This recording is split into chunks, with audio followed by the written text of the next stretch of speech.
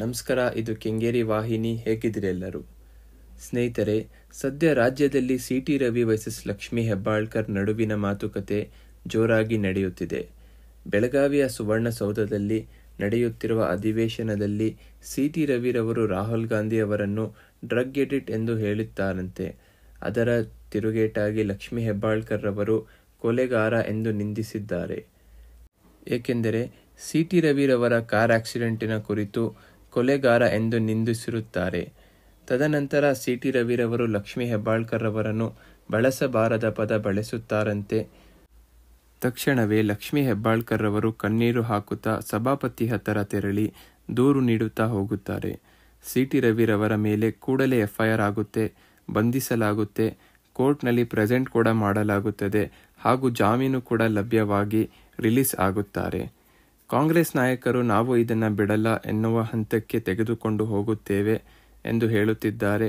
ಸ್ವತಃ ಲಕ್ಷ್ಮೀ ಹೆಬ್ಬಾಳ್ಕರ್ ಸಿ.ಟಿ. ರವಿರವರು ಹೇಳಿರೋದು ಸತ್ಯ, ನಾನು ಯಾಕೆ ಸುಳ್ಳು ಹೇಳಲಿ ಎಂದು ವಾದಿಸುತ್ತಿದ್ದಾರೆ.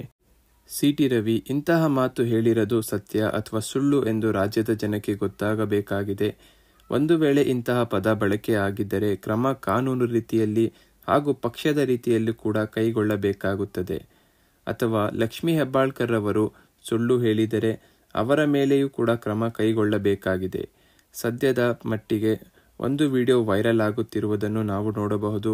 ಸಿ.ಟಿ. ರವಿರವರು ಹೇಳಿರುವ ಮಾತು ಸ್ಪಷ್ಟವಾಗಿ ಕೇಳಿರುತ್ತದೆ. ಆದರೆ ಈ ವಿಡಿಯೋವಿನ ಸತ್ಯಾಸತ್ಯತೆ ಇಂದಿಗೂ ಗೊತ್ತಾಗಲಿಲ್ಲ. ಡಿಜಿಟಲ್ ದುನಿಯಾದಲ್ಲಿ ಏನಾದರೂ ಕೂಡ ಆಗಬಹುದು. ಎರಡೂ ಪಕ್ಷಗಳಿಂದ ಹಲವಾರು ಪ್ರತಿಭಟನೆ ಕೈಗೊಳ್ಳಲಾಗುತ್ತಿದೆ. ಕಾಂಗ್ರೆಸ್ ಪಕ್ಷದ ಸಾಕಷ್ಟು ನಾಯಕರುಗಳು, ಯತೀಂದ್ರ ಸಿದ್ದರಾಮಯ್ಯ, ನಾಗರಾಜ್ ಯಾದವ್, ಉಮಾಶ್ರೀ ಎಲ್ಲವೂ ಕೂಡ ನಾವು ಇದನ್ನು ಕೇಳಿಕೊಂಡಿದ್ದೇವೆ ಎನ್ನುವ ಹೇಳಿಕೆಯನ್ನು ನೀಡುತ್ತಿದ್ದಾರೆ. ಯಾವತ್ತೂ ಕೂಡ ಇಂತಹ ಘಟನೆ ಸದನದಲ್ಲಿ ನಡೆದಿರಲಿಲ್ಲ. ಇದೇ ಮೊದಲ ಬಾರಿ ನಡೆದಿದೆ. ನಿಮ್ಮ ಅನಿಸಿಕೆ ಹೇಗಿದೆ ವೀಕ್ಷಕರೇ? ದಯಮಾಡಿ ಕಮೆಂಟ್ ಮಾಡಿ ಹಾಗೂ ತಪ್ಪದೆ ನಮ್ಮ ಚಾನಲನ್ನು ಸಬ್ಸ್ಕ್ರೈಬ್ ಮಾಡಿ, ವಿಡಿಯೋವನ್ನು ಲೈಕ್ ಮಾಡಿ, ಶೇರ್ ಮಾಡಿ. ಧನ್ಯವಾದ.